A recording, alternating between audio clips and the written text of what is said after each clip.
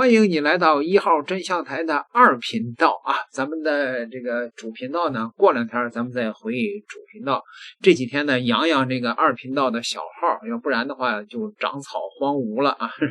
估计可能那个这个盈利就快没了。所以说这2天呢，养养2频道，然后呢，咱们那个主频道呢也这个修整修整，过2天咱们再回去啊。感谢诸位朋友的这些年来的支持啊，咱们把这2频道也订阅起来，谢谢啊！传来了一个重大的好消息啊，这对中国来讲的话，那可真是破天荒的天上掉馅饼了。为什么呢？因为法国这届政府马克龙真的能处啊！法国政府通过了一项决议，就是把来自于中国的包括圆明园被抢的那些文物全部都归还啊！你知道圆明园那么多的精美文物，你去那个法国的博物馆啊、卢浮宫啊，哎呀，看着你当时看着确实是打心里边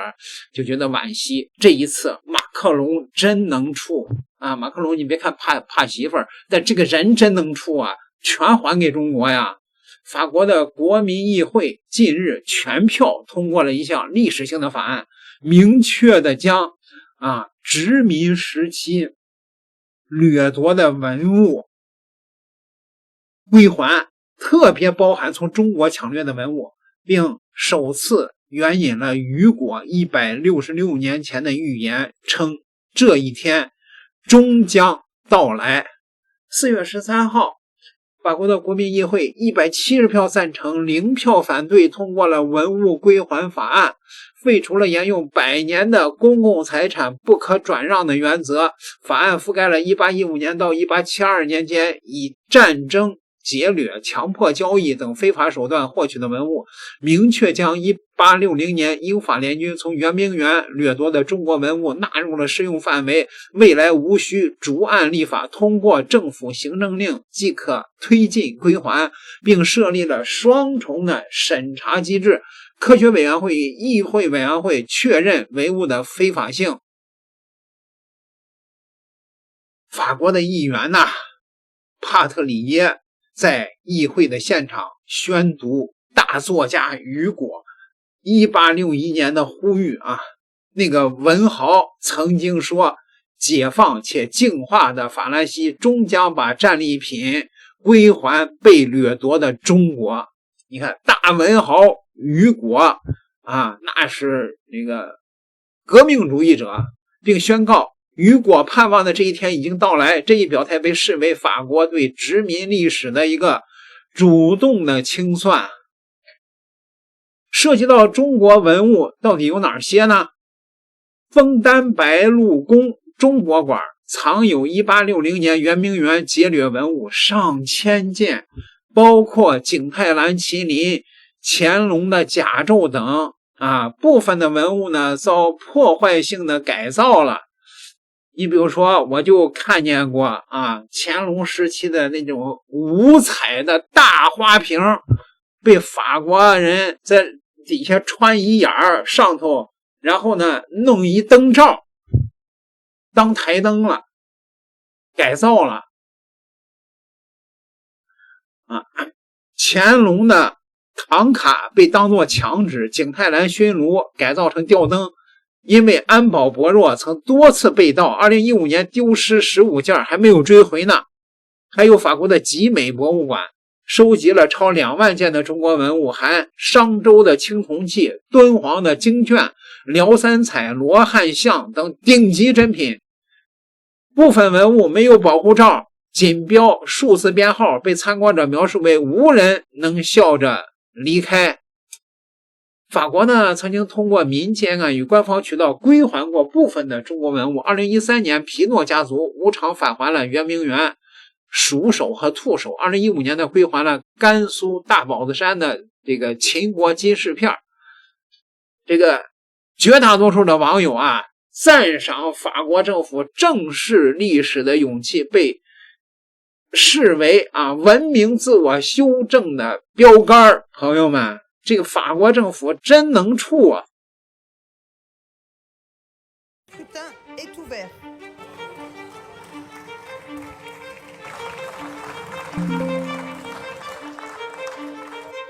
Victor Hugo, déjà, en 1861, écrivait au capitaine Butler à propos du sac du palais d'été de Pékin. Un jour viendra où la France, délivrée et nettoyée, renverra ce butin à la Chine pillée. Ce jour est venu, et il ne concerne pas un seul objet ni une seule nation. C'est tout le principe de la restitution que ce texte vient inscrire dans notre droit. L'étude d'impact recense déjà au moins 12 États demandeurs. Demain, ils seront plus nombreux encore à attendre de la France une réponse à la hauteur de son histoire et de sa parole. Et c'est précisément parce qu'il est cela, et rien que cela, que nous le soutiendrons pleinement. Tens of thousands across collections. This shows that the legacy of past violence is still present today. For us, it's an encouraging sign of more major Franco-Chinese relations. We hope we can also help those relations to develop further through our station because of the world. However, strict conditions remain, so it won't lead to mass returns. It's an important step, but mainly a long-term framework. 是一个好的起点，但是不足够。我们想要，我们法国的政府会官方道歉，但是没有什么能够让原员恢复他曾经的辉煌与壮丽。法国朋友是真能处，这个为了100多年前的事儿道歉不道歉的是次要的，这把中国的文物还回来，这是庞大的一笔文化财富啊，这才是重要的，朋友们。北京日报马上就喊话日本了，你当个人吧，你赶快学学人家法国吧，日本抢劫的中国文物更多。文物返还，法国的做法值得日本学习。近日，法国国民议会罕见的全票通过一项法案，决定简化法国在殖民时期掠夺所得文物的返还程序。此前，法国返还文物必须通过专项立法逐一推进，而最新法案的通过意味着未来无需立法，通过行政令即可推进返还程序。议员们还要求法国政府每年公布涉嫌非法获取的文物清单。有议员发言时提到法国文豪维克多·雨果的梦想，法兰西能脱胎换骨，将不义之财归还被抢掠的中国。他直言，这一天终于到来。流失文物的追索与返还是一个国际性难题，关键难点在于现有国际法律体系的局限性。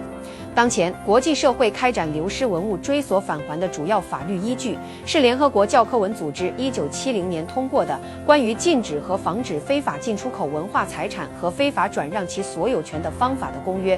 与1995年国际统一司法协会通过的《关于被盗或者非法出口文物的公约》（以下简称公约），但它们仅适用于公约生效后被盗或非法出口的文物。对于公约生效前，尤其是近代通过战争、掠夺、胁迫等方式流失的大量文物，却缺乏有效的法律约束。这就导致众多文物原属国在追索历史流失文物时，往往面临法律无据可依、追索寸步难行的困境。从这个意义上说，流失文物能否回家，很大程度上取决于流失文物持有国的道德自觉程度。近年来，全球对历史的反思不断深入，去殖民化浪潮延伸至文博领域。正如南华早报所言，人们普遍达成了一种伦理共识，即战争或殖民统治期间掠夺的文物应该归还。以公约为基础，国际社会在纠正历史不公、返还劫掠文物方面正形成越来越强的道德共识与行动合力。世界各国也陆续在不同层面开展文物返还实践。德国先后向尼日利亚、坦桑尼亚返还殖民时期掠夺的文物，荷兰将数百件殖民时期文物返还印尼、斯里兰卡等国，意大利多次向中国返还被盗文物，仅2024年就返还56件文物艺术品。法国自身也在2018年应总统马克龙的承诺，向西非国家贝宁返还26件文物。法国在文物返还上的主动作为，是在去殖民化浪潮大背景下出现的，同时也给这一潮流注入积极动力。在这当中，日本无疑是一个反面典型。东京不仅长期回避日本在侵略历史中掠夺文物的事实，甚至将掠夺的文物当作军国主义战利品加以宣扬。靖国神社入口处陈列的一对石狮，是甲午战争时期日军从中国辽宁海城掠夺而来，却被日本当作战争功绩展展示，见证唐朝对东北边疆管辖的唐红卢景碑1908年被日军掠走并密藏于皇宫。即便证据确凿，日本政府仍拒不返还。面对文物返还呼声，日本政府要么含糊其辞，回避回应，要么利用其国内法律构建防御墙，以所谓及时取得制度、诉讼时效为由予以拒绝。这种回避历史、漠视正义的态度，暴露出东京对殖民主义、军国主义历史的拒不反思。法国的做法值得日本好好学习。文物返还的本质是对历史的还原，是对各国文化遗产与文化多样性的尊重，更是国与国之间重建信任、走向和解的桥梁。法国的立法实践表明，在国家利益与历史正义之间寻求平衡，通过法律程序规范返还流程是一条可行之路。那些仍大量持有劫掠文物的国家，理应效仿这一积极动向，勇于承担历史责任，切实履行国际法义务，对文物原属国人民的正义诉求做出正面回应。我们欢迎法国的这一举措，也希望这能成为全球文物返还潮流的新起点，期待更多相关国家能够跟上时代潮流，让更多流失在外的文物早日回家，让不同文明在尊重历史、彼此包容的过程中实现更好的交流与共生。中国的网友啊说，还有一个大英博物馆啊，英国和日本，你能不能学学法国当个人呢？法国这届政府，马克龙这哥们儿真能处啊！中国好好的帮助法国的经济，法国的经济现在是一塌糊涂啊，被这个这各种各样的国际问题啊，中东啊，什么俄乌啊，中国你放心啊，中国人从来都是知恩图报的。马克龙，你这个买卖做的这一点都不亏，能处。点个订阅，咱们下集再聊。